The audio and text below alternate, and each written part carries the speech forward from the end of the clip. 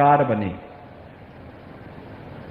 प्रधानमंत्री मोदी जी के आह्वान पर उत्तर प्रदेश की जनता ने मोदी जी पर विश्वास किया और प्रदेश में डबल इंजन की सरकार पहली बार बनी, पहली बार डबल इंजन की सरकार बनी। और आज मैं कह सकता हूं, सहारनपुर की पहचान यहां के कारीगरों के द्वारा बनाए गए वर्ल्ड क्लास कास्ट कला वुड कार्विंग का कार्य आज फिर से इसको अपनी एक नई पहचान मिल गई है। सहारनपुर भी कह सकता है कि हमने कुछ विशिष्ट किया है, अपने दम पर किया है। वह है कास्ट कला। उसको फिर से मंच मिला है, प्लेटफॉर्म मिला है, एक नई पहचान मिली है। सहारनपुर आज क्या नहीं है सहारनपुर में। अभी 14 अप्रैल को प्रधानमंत्री जी आए थे सहारनपुर में। बागपत, शामली, सहारनपुर, देहरादून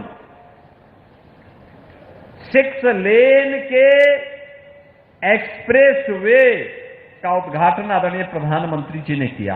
सहारनपुर में रोड शो हुआ। सीएम योगी आदित्यनाथ जी आए लाइव। उन्होंने लाइव आकर बताया कि किस तरह डबल इंजन की सरकार अपने उत्तर प्रदेश पर कार्य कर रही है। उत्तर प्रदेश के हर विभाग पे, हर क्षेत्र पे कार्य कर रही है। अपने विभाग का नाम, अपने क्षेत्र का नाम जानने के लिए आपको वीडियो को लास्ट तक जरूर देखना होगा। तो वीडियो को लास्ट तक जरूर देखिएगा। वीडियो पसंद आए तो वीडियो को लाइक कीजिए। चैनल पे पहली बार आए तो प्लीज सब्सक्राइब जरूर कीजिएगा। दिल्ली और देहरादून के बीच में सहारनपुर में ही हम बनाने जा रहे हैं और इसके लिए कार्य प्रारंभ हो गया है। हजारों नौजवानों को रोजगार मिलेगा, हजारों लोग नौजवानों को रोजगार मिलेगा। इससे पहले आपने देखा होगा, देश का सबसे बड़ा एयरपोर्ट नोएडा इंटरनेशनल एयरपोर्ट प्रधानमंत्री जी ने जेवर में आकर के उद्घाटन किया। इससे पहले देश की पहली रैपिड रेल दिल्ली मेरठ के बीच प्रधानमंत्री जी ने मेरठ में आकर के लोकार्पण किया। बहनों और भाइयों, अभी 29 अप्रैल को मेरठ से प्रयागराज के बीच 6 लेन का लगभग 600 किलोमीटर लंबा देश का सबसे बड़ा एक्सप्रेसवे प्रधानमंत्री जी ने उद्घाटन किया है। यानी गंगा एक्सप्रेसवे का मतलब केवल मेरठ और प्रयागराज नहीं है। अगर सहारनपुर वासियों को लखनऊ या प्रयागराज जाना होगा तो लखनऊ जाने के लिए 6 घंटे और प्रयागराज जाने के लिए 7.5 घंटे की दूरी में वह प्रयागराज पहुंच सकते हैं। बहनों और भाइयों, अब सहारनपुर में क्या नहीं है?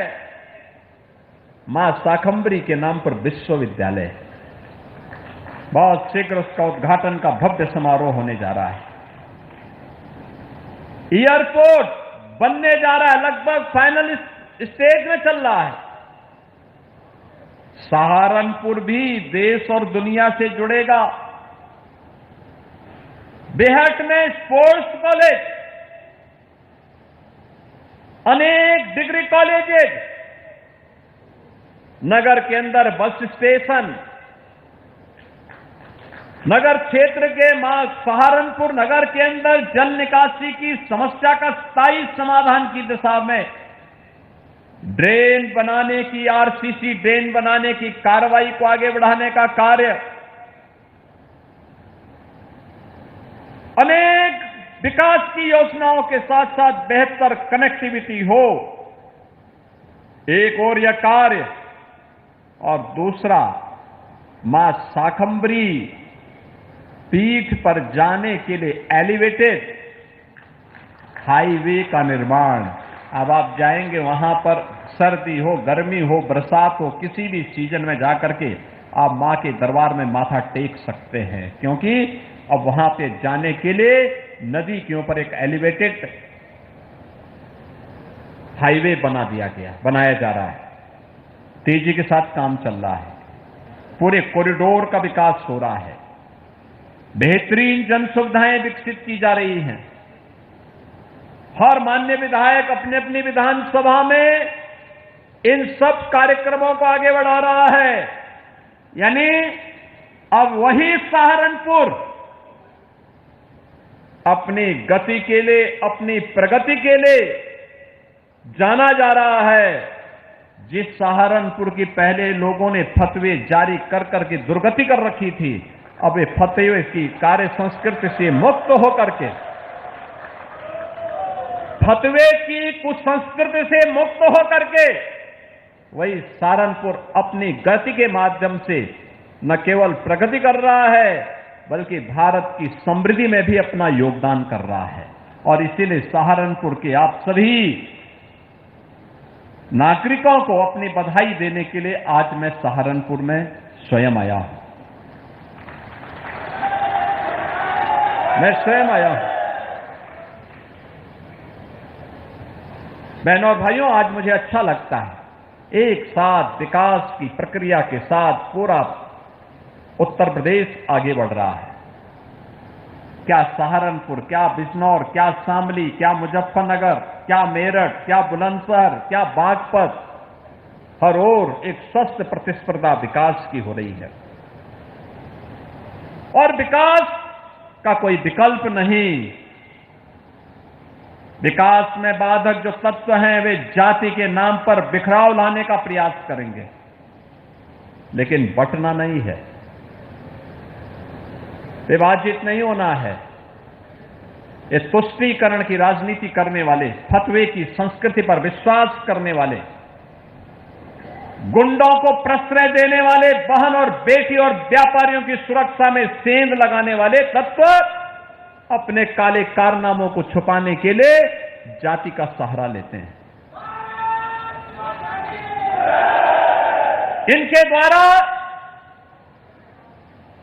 जब भारत की परंपरागत सनातन संस्कृति पर प्रहार होता है, इनके मुंह में फेविकोल लग जाता है। ऐसे लगता है जैसे कि कुछ हुआ ही ना हो। भारत की सनातन परंपरा को अपमानित करने के लिए इनके द्वारा मनगढ़ंत मुद्दे गढ़े जाते हैं, बढ़ाए जाते हैं, उन्हें अपमानित करने की साजिश रची जाती है, समाज में अलगाव पैदा करने का कुत्सित प्रयास किया जाता है, हर पेशेवर अपराधी को और माफिया को प्रश्रय देकर के प्रदेश के नौजवानों के सामने पहचान का संकट खड़ा किया जाता है। लेकिन बहनों और भाइयों, अब हमारा उत्तर प्रदेश बदल चुका है। अब वो बीमारू नहीं है। उत्तर प्रदेश अब भारत की अर्थव्यवस्था का ग्रोथ इंजन है, ग्रोथ इंजन। अब बीमारू नहीं कह सकता कोई। याद करिए, आज से 9 वर्ष पहले आप लोग यूपी के बाहर जाते थे, अपनी पहचान छुपाते थे। आज आपको पहचान नहीं छुपाना है। आज तो आप कहीं जाते हैं, कोई पूछता कहां से आए हैं, आप कह देंगे सहारनपुर से, आप कह देंगे यूपी से।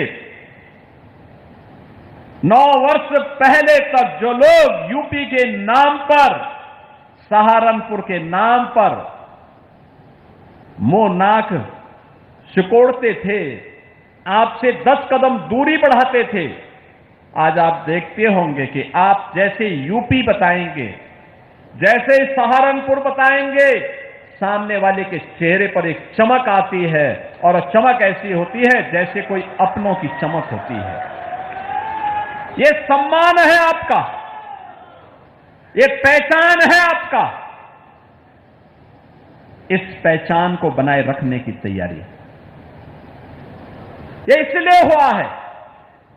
हमने समाज को जाति के नाम पर बांटने वाले ताकतों से सावधान रहते हुए, सामाजिक ताने बाने को छिन्न भिन्न करने वाले तत्वों से सावधान रहते हुए, बिना रुके, बिना डिके, बिना झुके प्रधानमंत्री मोदी जी के मार्गदर्शन में विकास के, समग्र विकास के कार्यक्रमों को भी आगे बढ़ाया है और बिना भेदभाव के शासन की योजना का लाभ समाज के प्रत्येक तबके को बांटा है। प्रत्येक तबके को, वंचित को वरीयता मिली है, पिछड़ों को प्राथमिकता मिली है। हर वंचित के घर तक उसकी योजना पहुंचाने का कार्य किया है और उसका परिणाम आज हमारे सामने है। उत्तर प्रदेश विकास कर रहा है। आज जब मैं देखता हूं, हम भर्ती करते हैं, कोई भी पुलिस की भर्ती करते हैं, सहारनपुर के 400-500 नौजवान एक साथ भर्ती होते हैं। आखिर 400-500 नौजवान किसी घर के तो होंगे। आज सुबह ही मैं 3 विभागों के लगभग 500 नौजवानों को नियुक्ति पत्र दिया, उसमें भी सहारनपुर के नौजवान थे। हर जनपद का नौजवान आज नियुक्ति पत्र प्राप्त कर रहा है। पहले क्या होता था? भेदभाव होता था, क्षेत्र का भेदभाव, जाति का भेदभाव, पैसे का लेन देन, सिफारिश। हमने कहा भी नहीं, सरकार आई, हमने कहा भी देखो भेदभाव किसी के साथ नहीं होगा। प्रधानमंत्री जी ने मंत्र दिया है सबका साथ सबका विकास का, इसको लागू करेंगे। हमारे लिए व्यक्ति नहीं, जाति नहीं, मत और मजहब नहीं, पूरा 25 करोड़ का उत्तर प्रदेश एक परिवार के रूप में है और एक 25 करोड़ लोगों के विकास के लिए कार्य करना है। यहां के नौजवानों के उत्थान के लिए कार्य करना है। हमने पहले कहा माफिया प्रवृत्ति को पूरी तरह समाप्त करेंगे। आज उत्तर प्रदेश माफिया मुक्त है, गुंडा मुक्त है, कर्फ्यू मुक्त है। अब कोई जन्माष्टमी में रोक नहीं लगा सकता, अब कोई कावड़ यात्रा को रोक नहीं सकता है। अब आपकी विरासत से जुड़े हुए किसी भी कार्यक्रम पर किसी की को दृष्टि नहीं लगेगी। आज किसी बहन और किसी बेटी की सुरक्षा पे कोई हाथ डालने का दुस्साहस नहीं कर सकता है। आज किसी अन्नदाता किसान का कोई शोषण नहीं कर सकता है। आज किसी व्यापारी का कोई अपहरण करने का दुस्साहस नहीं कर सकता है। और अगर किसी ने किया तो फिर उसका अंजाम भी क्या होगा यह भी वो जानता है। और इसीलिए बहनों भाइयों, आप सबको मैं सजग करने के लिए आया हूं। जो ये प्रगति है, डबल इंजन की गति के कारण इस प्रगति को बनाए रखना पड़ेगा, निरंतरता देनी पड़ेगी। इस प्रगति के आधार हैं ये जनप्रतिनिधि जो मंच पर बैठे हैं। इन जनप्रतिनिधियों के प्रयास का परिणाम है। इन्होंने जो मेहनत की है, जो प्रोजेक्ट लेके आए हैं, वे प्रोजेक्ट आज शिलान्यास उद्घाटन भी हो रहे हैं। अलग अलग प्रकार के प्रोजेक्ट हैं, कनेक्टिविटी के भी हैं। यहां पर तमाम प्रकार के वे प्रोजेक्ट भी हैं जो अब तक केवल और केवल फाइलों तक सीमित रह जाते थे। उसमें बेहट भी है, रामपुर मनिहारन भी है, सहारनपुर नगर भी है, सहारनपुर देहात भी है, नुकुड़ भी है, गंगो भी है और देवबंद भी है। आप सोचो 2131 करोड़ रुपए की इन परियोजनाओं का एक साथ यहां पे शिलान्यास और लोकार्पण हो रहा है, जिनमें 184 परियोजनाएं हैं 500 करोड़ की, इनका लोकार्पण है। और 141 परियोजनाएं हैं 1631 करोड़ की, जिनका शिलान्यास हो रहा है। बहनों और भाइयों, अब यह सहारनपुर की गलियों में और हर गांव की कनेक्टिविटी को विकास की एक नई गति प्रदान करने के लिए आगे बढ़ाया जा रहा है। आज बहनों और भाइयों, मैं आप सबसे यही कहना चाहूंगा, आपने देखा होगा लोकार्पण के तत्काल बाद हम लोगों ने यहां पे कुछ विभिन्न वेलफेयर की स्कीम को मंच पर लोगों को उपलब्ध करवाया है। ये केवल कागजी घोषणा नहीं है। आप याद करिए, सुरक्षा का माहौल पैदा हुआ। देखिए कितना अंतर आता है। पहले हर बात को लेकर के खाना कैसे खाना है, इसके लिए भी फतवा जारी होता था आपके यहीं देवबंद से। खाना कैसे खाना है यह व्यक्ति तय करेगा जिसको खाना होगा, लेकिन नहीं, वह भी तय होता था देवबंद से। कौन? ब्रजेश सिंह नहीं करते थे, कुछ और लोग इसका ठेका ले चुके थे। लेकिन उनको लगा कि व्यक्ति की स्वतंत्रता में बाधा नहीं बननी चाहिए, देश की सुरक्षा में कोई सेंध नहीं लगनी चाहिए। इसके लिए उन्होंने कहा कि यहां पे फतवे नहीं, देश की सुरक्षा का एक सेंटर बनना चाहिए। हमने कहा यहां पे एटीएस का एक सेंटर हम दे देते हैं, एंटी टेररिस्ट स्क्वाड बनकर के तैयार हो गया है, चालू भी हो गया है। अब हमारे एटीएस के कमांडो निगरानी करते हैं। कोई भी देशद्रोही सिर उठाएगा तो उसका काम तमाम होना तय है। कोई भी सुरक्षा में सेंध लगाएगा तो उसका अंजाम भुगतने को तैयार होगा। नौजवान के भविष्य के साथ जो खिलवाड़ करेगा उसको भी पता होगा कि क्या होने वाला है। बहनों और भाइयों, आज मैं इसीलिए आपके बीच आया हूं आपसे कहने के लिए, यह विकास ही आपके उज्जवल भविष्य की आधार बनने वाली है। यही आपकी प्रगति को और विकसित भारत और विकसित उत्तर प्रदेश के संकल्प को आगे बढ़ाएगा। आज पश्चिम उत्तर प्रदेश में जब हम आते हैं, मां शाकंभरी का धाम, नवरात्रि के दौरान लाखों की संख्या में श्रद्धालु आता है। अलग अलग राज्यों से आता, उत्तर प्रदेश के साथ उत्तराखंड, हरियाणा, दिल्ली, पंजाब, राजस्थान, अन्य जनपदों से बड़े पैमाने पे लोग आते हैं। बड़े पैमाने पे लोग आते हैं, वे दर्शन करते हैं, भूत होते हैं। बहनों और भाइयों, यही स्थिति, आखिर उसका भी तो पुनरुद्धार होना चाहिए। पहले तुष्टीकरण के नाते यही पैसा जो आज